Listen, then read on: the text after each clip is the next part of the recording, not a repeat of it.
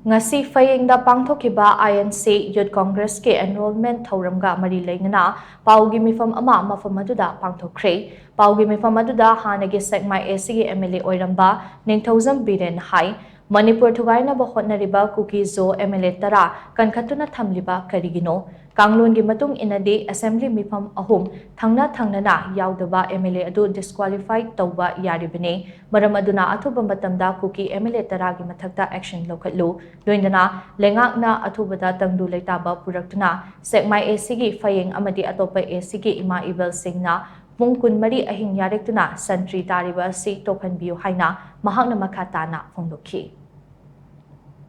Uji Pava Phayeng kun Amadi Sekmai Kendada,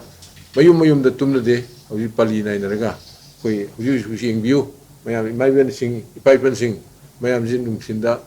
Kungakwa, Undang Kungakwa, duty tomna se yam ware